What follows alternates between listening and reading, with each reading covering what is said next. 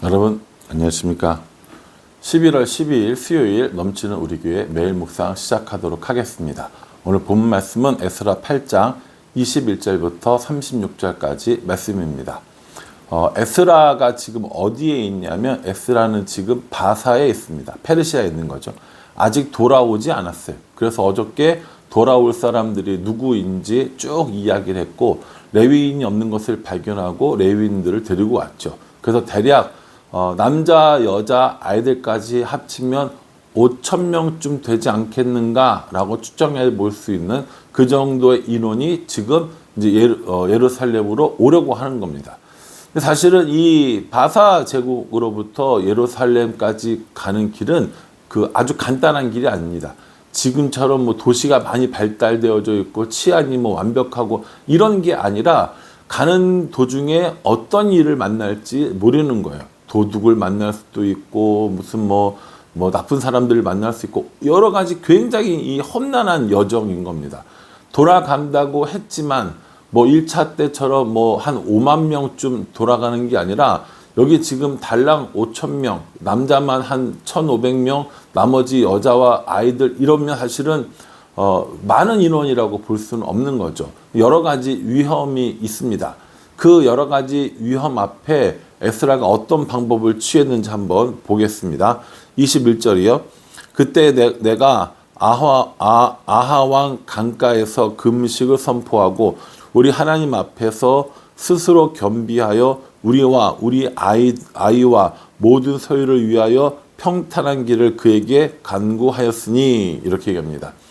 에스라가 어떻게 했냐면 금식을 선포하는 거예요. 금식을.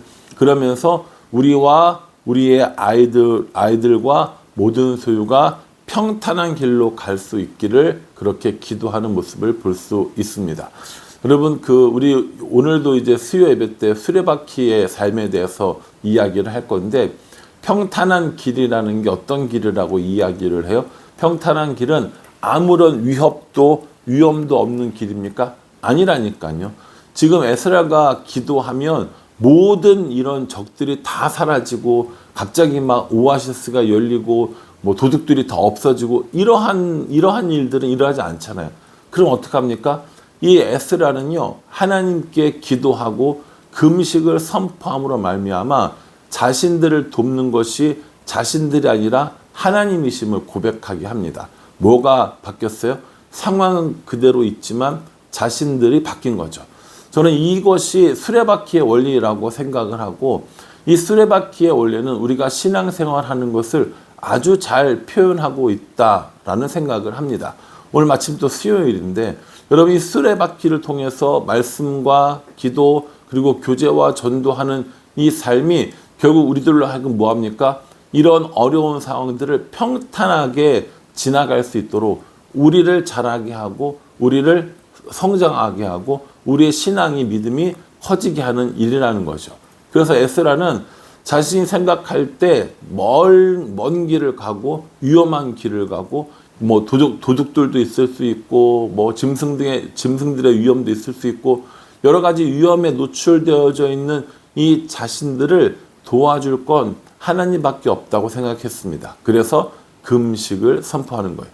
이렇게 금식은요 특별한 목적을 가지고 그 목적에 대해서 간절한 마음으로 하나님 앞에 구할 때 사용되어지는 아주 효과적인 방법입니다. 그래서 뭐 예전에는 뭐 어떤 부흥 강사 명함 보면 40일 금식을 뭐 5번을 하고 뭐 이런 거 써 있는 거 저 본 적이 있거든요.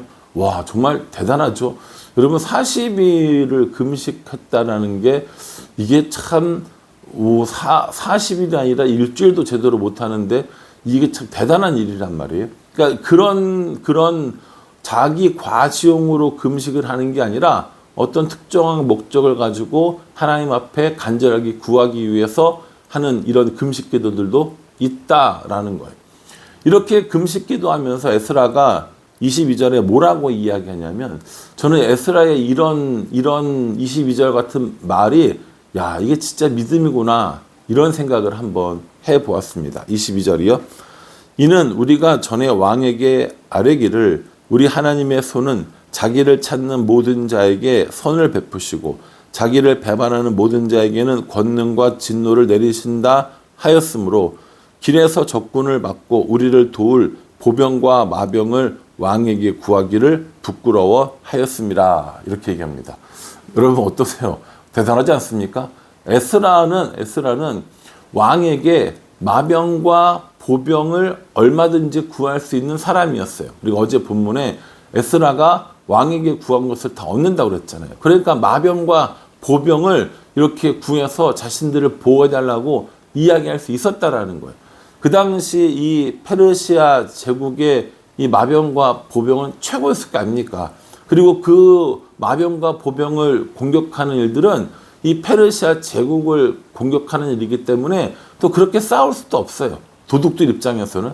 그러니까 마병과 보병을 요청을 해서 자기들을 예루살렘까지 이렇게 데려다 주기를 요청하면 분명히 왕은 허락할 겁니다. 근데 문제는 뭐냐면 이 에스라가 전에 뭐라고 얘기했냐면 모든 자에게 선을 베푸시고 어떤 사람이요? 자기를 찾는 하나님을 찾는 모든 사람들에게 선을 베푸시고 자기를 배반하는 자에게는 권능과 진노를 내리신다고 이야기를 한 거예요. 사실이잖아요. 하나님의 손은 자기를 찾는 자에게 선을 베푸세요. 그러면 에스라가 지금 하나님을 찾았어요? 안 찾았어요? 찾았죠. 하나님께서는 이 이스라엘 사람들에게 선을 베푸셔야 돼요? 안 베푸셔야 돼요? 베푸셔야 돼요. 그래야 이 바사의 왕에게 이야기한 자기가 소개한 하나님이 위대하신 분이라는 것을 이야기하는 거예요.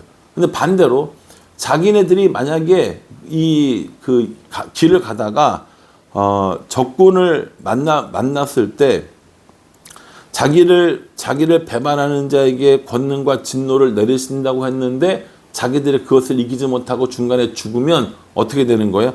자기를 배반하는 하나님을 배반하는 사람이 되는 거 아닙니까? 그러니까 에스라는 이러지도 못하고 저러지도 못하는 거예요. 그러니까 하나님을 믿고 나아가느냐 아니면 마병과 보병을 왕에게 구하느냐 이 사이에서 고민하고 갈등했습니다. 위험할 수 있지만 하나님의 인도하심을 따를 것인가 아니면 부끄러움을 감수하고 왕에게 마병과 보병을 요구할 것인가 라는 이 갈등이었던 거죠. 에스라는 어떻게 합니까? 믿음을 선택합니다. 에스라는 하나님께서 자기를 찾는 자들에게 이렇게 선한 것으로 갚아주시고 인도해 주신다라는 이런 마음을 가진 거예요. 그래서 왕에게 마병과 보병을 요구하지 않는다는 겁니다. 저는 참 이 에스라의 이런 믿음이 또 대단하다고 생각합니다. 여러분 우리가 하나님을 믿는다고 하면서 실제로 우리가 우리의 힘으로 살기 위해서 얼마나 많은 것들을 이렇게 애쓰고 노력합니까? 여러분이 이 주위에서 잘 생각하셔야 할 것들은 그래서 일도 하지 말고 직장도 가지지 말고 공부도 하지 말고 뭐 저축도 하지 말고 뭐 건강 관리도 하지 말고 이런 차원에서 하는 이야기는 아니라는 건 아시죠? 믿음이 요구되어질 때 믿음으로 결단해야 될 때가 분명히 있다라는 겁니다. 나의 유익이 아니라 하나님의 영광을 위하여 내가 분명히 결단해야 될 때가 있다라는 거죠. 우리들의 신앙은 평상시에는 드러나지 않습니다. 그러나 어떤 선택의 순간에 우리의 믿음은 반드시 드러나게 되어 있습니다.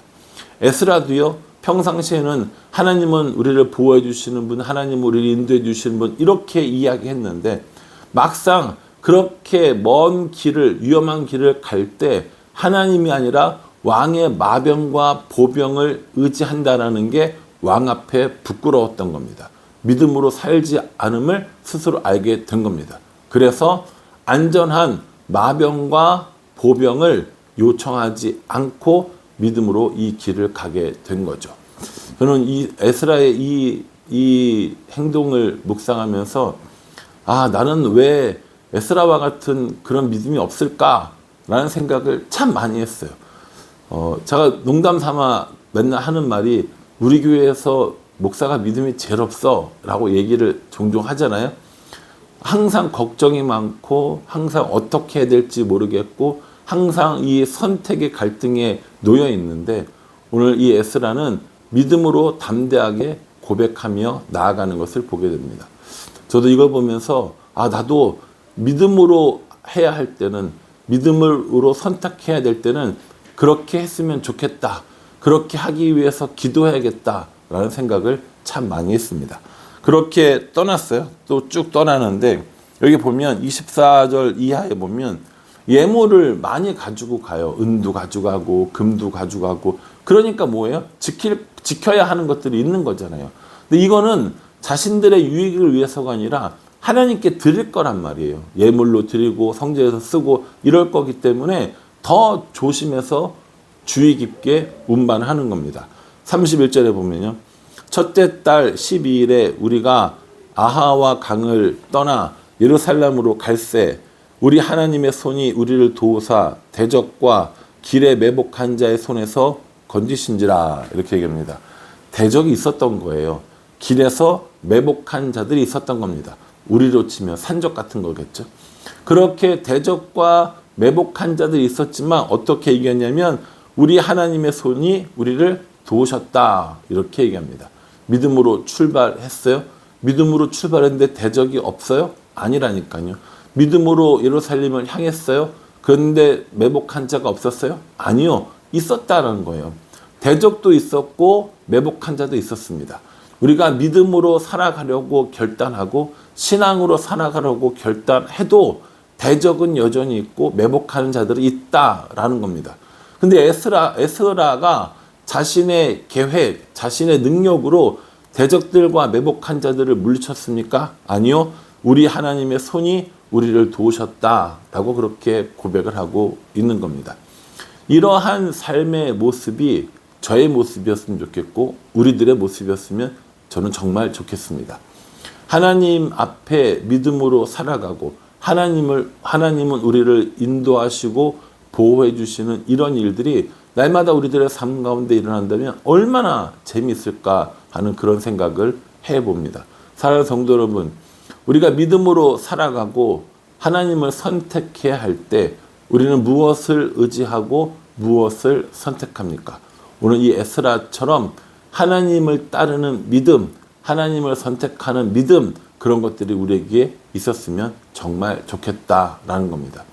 에스라의 이러한 신앙의 결단으로 예루살렘에 안전하게 들어왔습니다. 그리고 많은 제물을 하나님께 드립니다. 여호와께 번제를 드리고 여호와께 속죄제를 드리고 이제 이렇게 그 예루살렘에 정착할 수 있었다라는 것이죠. 여러분 오늘 이 말씀 묵상하시면서 어떤 것들을 생각하고 어떤 것들을 적용하셨습니까? 믿음으로 살아가는 삶, 하나님의 인도하심과 보호하심을 구하는 삶, 믿음을 결단하는 이런 에스라를 통해서 저도 나름대로 묵상하고 또 적용하려고 합니다. 그러니 여러분들도 이 영상을 보는 것으로만 끝나는 것이 아니라 내가 어떻게 살아야 하는지, 내가 어떻게 행해야 하는지, 내가 무엇을 선택해야 하는지 여러분 깊이 묵상하시고 또 그것들을 적용하는 오늘 하루 또한 우리들의 삶이 되어지기를 주님의 이름으로 축복합니다. 기도하겠습니다. 하나님, 오늘 에스라의 믿음의 결단을 보았습니다. 왕의 보병과 마병을 얼마든지 요청할 수 있었지만 하나님께 영광 돌리기 위해 믿음을 선택하는 모습을 봅니다. 우리도 그렇게 하나님을 선택하고 믿음으로 행하는 자들이 될 수 있도록 은혜 베풀어 주시옵소서. 여러 가지 복잡하고 어렵고 해결하기 힘든 이 상황 가운데 우리도 금식함으로 기도함으로 하나님의 인도하심과 보호하심을 받는 그런 삶을 살 수 있도록 우리를 도와주시옵소서. 예수님의 이름으로 기도합니다. 아멘. 에스라의 이런 모습을 통하여서 도전받고 우리도 신앙의 결단을 하는 오늘 하루가 되어지기를 간절한 마음으로 기도하겠습니다. 감사합니다.